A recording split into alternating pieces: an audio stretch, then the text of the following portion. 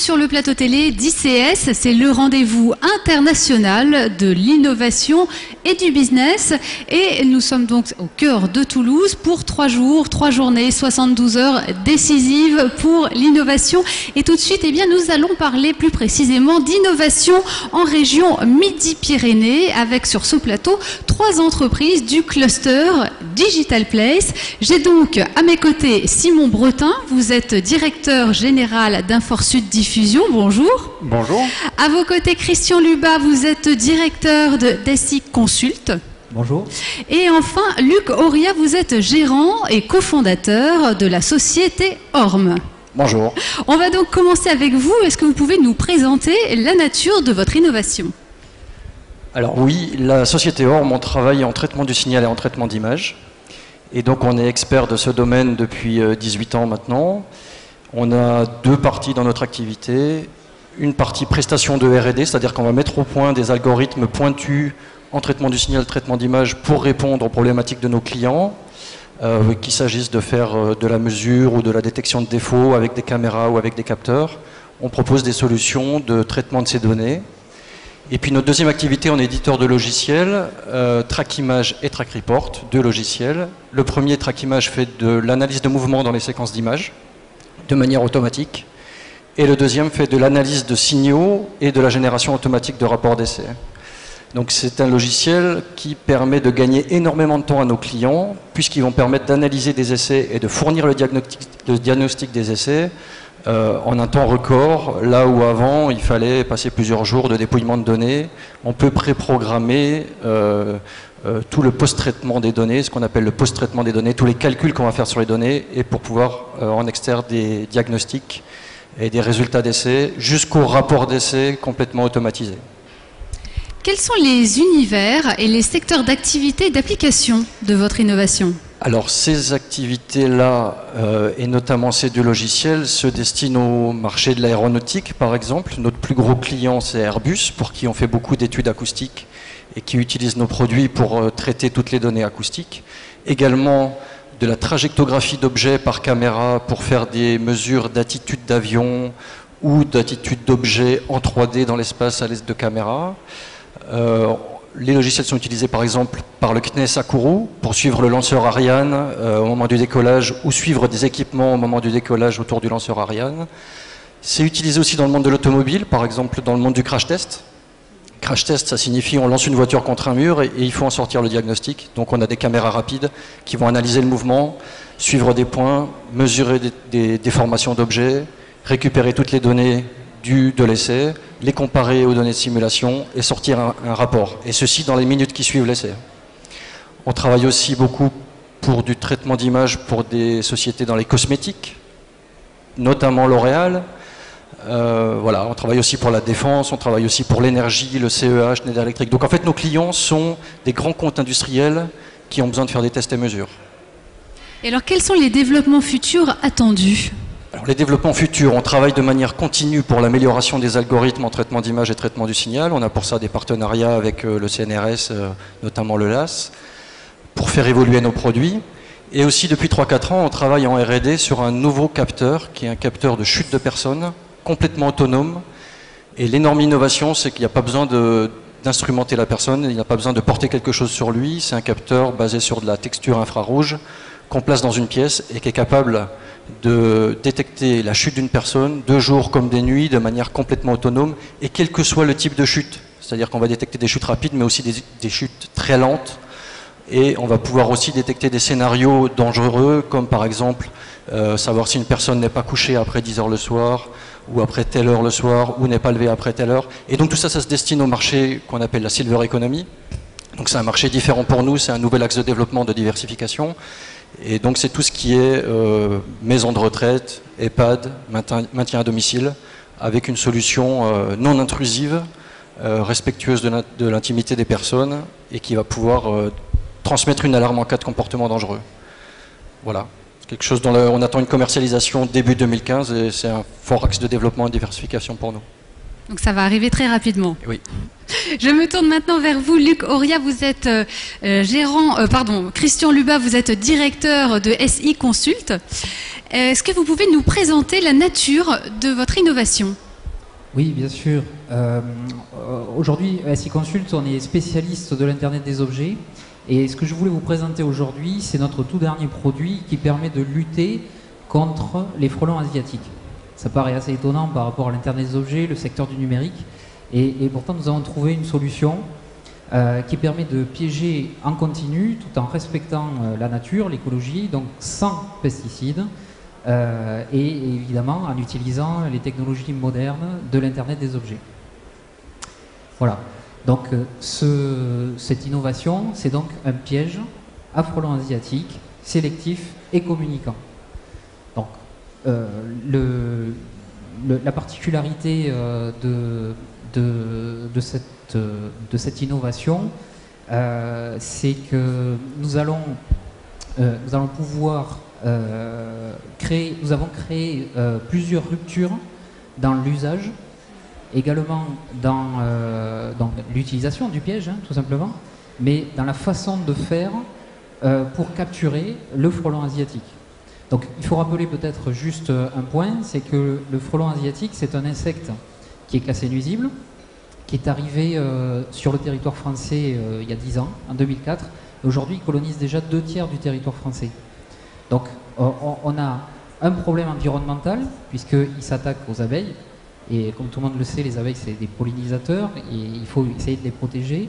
Et d'un autre côté, un véritable problème de sécurité puisqu'il est muni d'un dard de 7 mm et on peut avoir dans chaque nid 3000 frelons actifs. Voilà. Mais alors quels sont les bénéfices majeurs de votre innovation? Alors cette innovation a deux bénéfices très importants, encore une fois en rupture totale avec ce qui se fait aujourd'hui pour la lutte contre le frelon asiatique. La première des choses, c'est que le produit est sélectif.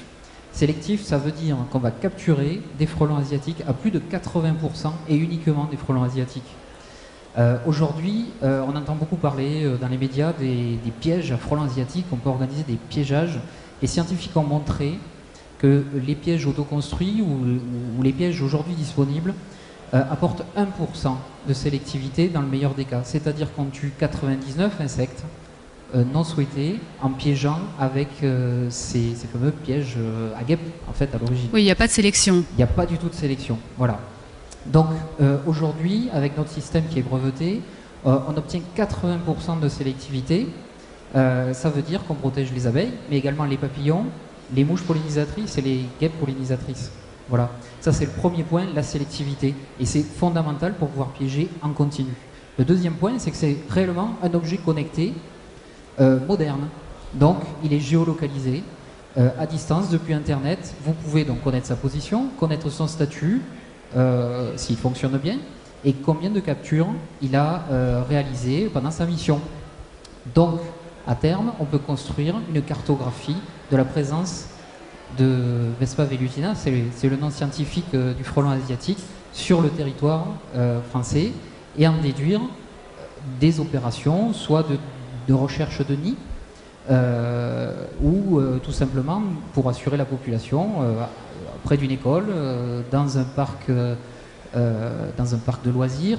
On pourra dire, grâce à ce piège, la présence du frelon asiatique n'est pas un problème vis-à-vis de l'homme.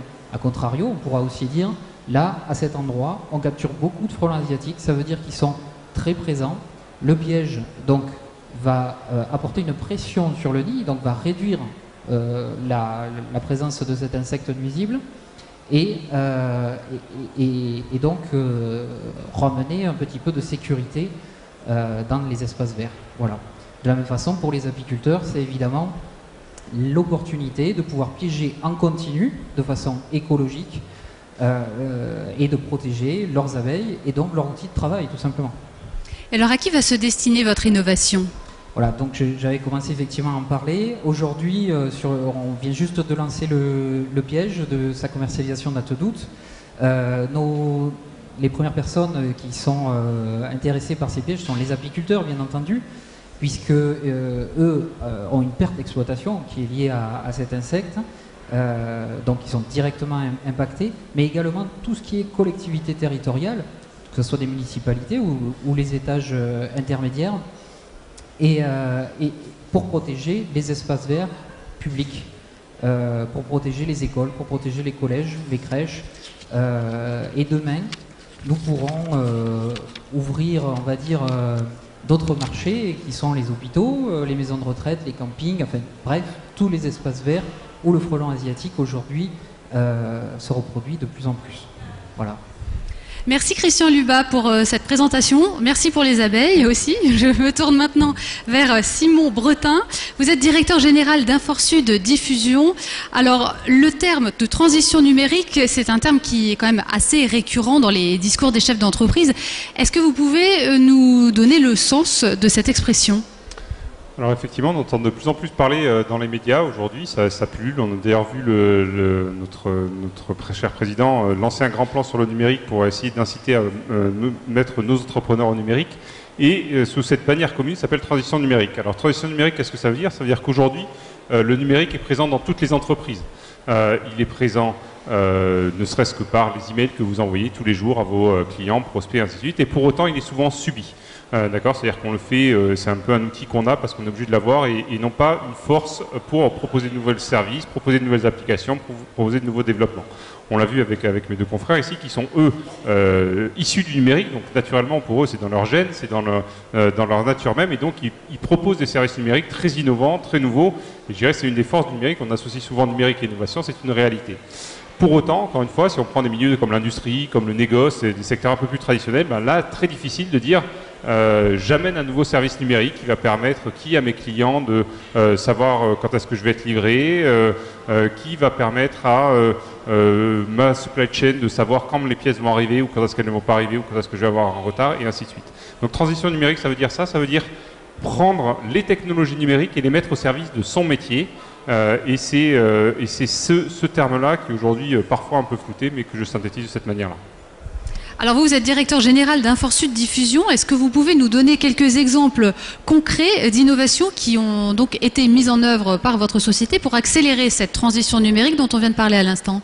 Alors effectivement, comme je l'ai dit, j'ai le sentiment que sur le marché qu'Inforsud Diffusion adresse, c'est-à-dire le marché des PME, ETI de la région Midi-Pyrénées, donc les entreprises de 30, 40 à 300, 400 personnes, ces entreprises-là ont du mal, ont un peu de mal avec le numérique. La première raison pour laquelle elles ont du mal, c'est que souvent pour elles, l'informatique, d'ailleurs on dit souvent l'informatique, c'est un caillou dans leur chaussure. C'est quelque chose qui t'empêche de fonctionner. Je pense que vous serez d'accord avec moi quand on pose la question à un chef d'entreprise, comment marche votre informatique ? Il va vous dire mal, elle tombe en panne, je peux jamais faire ce que je veux, ou j'ai toujours des contraintes. Voilà. Donc notre première étape, nous, pour permettre cette transition numérique, c'est de les aider dans cette démarche-là et de faire en sorte que quand ils deviennent clients d'Inforsud Diffusion, ils changent leur discours et disent « Ah oui, aujourd'hui l'informatique ça fonctionne, donc je me concentre sur mon cœur de métier et je peux envisager de nouveaux développements. » Donc concrètement ça veut dire quoi ? Ça c'est le pitch, c'est la cible. Concrètement ça veut dire quoi par exemple ? Ça veut dire qu'on va s'engager vis-à-vis de nos clients à faire fonctionner leur système d'information. C'est-à-dire que plutôt que leur dire messieurs, dames, on vous met en place une solution, elle va tomber en panne, malheureusement ça c'est le propre de l'informatique, et quand elle va tomber en panne, on va vous sortir une facture, ça va vous coûter très cher et nous on va bien gagner notre vie, pardon. On va gagner beaucoup d'argent. Et nous on leur dit non, on va pas faire ça, on va plutôt vous dire voilà, votre infrastructure elle est comme ça, vous avez un serveur, 10 postes de travail, ça va vous coûter 2500 € par an et vous nous appelez tant que vous voulez. Dès que vous avez un problème, vous nous appelez, ça va fonctionner. Évidemment, en tant que directeur, j'intéresse qu'ils m'appellent le moins possible, donc je mets tout en œuvre, de manière proactive, curative également, pour faire en sorte qu'ils m'appellent le moins possible et que finalement, ils utilisent leur système d'information de la manière la plus transparente possible et puissent se concentrer sur leur développement à eux, sur leur métier à eux et pourquoi pas utiliser les technologies numériques, ça je dirais que c'est la deuxième étape sur laquelle on va les accompagner, à intégrer le numérique dans leur développement à eux, dans leurs innovations à eux, et ainsi se projeter sur de nouveaux marchés. Il y a un autre terme dont on parle beaucoup en ce moment, c'est le cloud. Qu'est-ce qui se cache concrètement derrière cette notion ? Alors, le cloud, qu'est-ce qu'il y a derrière le cloud ? Le nuage, bien sûr. Un nuage. Un nuage, évidemment, bien sûr, un nuage. Mais justement, un nuage, parfois, c'est un peu opaque. Il paraît, c'est un peu opaque, c'est un peu noir. Et effectivement, des grands acteurs, des noms, des multinationales, voire des grands acteurs français que je ne citerai pas, tendance à dire le nuage c'est formidable, vous allez pouvoir avoir la même informatique, disons PSA, dans votre petite PME en 3 clics de souris. Alors oui, ça c'est effectivement une possibilité, nous on n'y croit pas trop. Ça, on croit que c'est le nuage un peu joli, celui dont on a l'impression qu'il ne va pas faire de pluie, mais à la fin, il finit par faire une énorme averse. Et donc nous, le cloud, on l'a approché différemment. On aime le nuage. En plus, notre siège social, il y en a en Aveyron. En Aveyron, il y a pas mal de nuages. Hein. C'est un peu moins ensoleillé qu'à Toulouse. Et donc, on a compris ce que c'était. On a essayé de comprendre ce qu'était le nuage et on a créé notre propre nuage, notre propre cloud, en proximité, qui est visitable. Alors pour l'anecdote, on l'a construit dans un château. Le siège social ressemble à un château. On l'a construit dans le siège social, comme ça on le maîtrise bien. Et en plus, il est protégé dans un château, donc c'est super. Ça fait plaisir, ça rassure les gens. Et ça leur permet d'un mieux comprendre, déjà de pouvoir venir visiter un nuage, c'est original, c'est nouveau, c'est innovant sur le marché. Alors pour autant, très clairement, le cloud c'est une perspective lointaine. Je dirais aujourd'hui c'est à peu près 5% des parts de marché, peut-être que d'ici 5-10 ans ce sera la moitié de la part de marché, à mon sens pas guère plus. Mais il faut commencer une démarche d'évangélisation auprès de nos clients, en les rassurant, en leur montrant, en leur en parlant. Vous avez dit un nuage ça fait un peu peur, c'est un peu opaque. Oui, il y a la sécurité, un enjeu très important, la sécurité. Hein.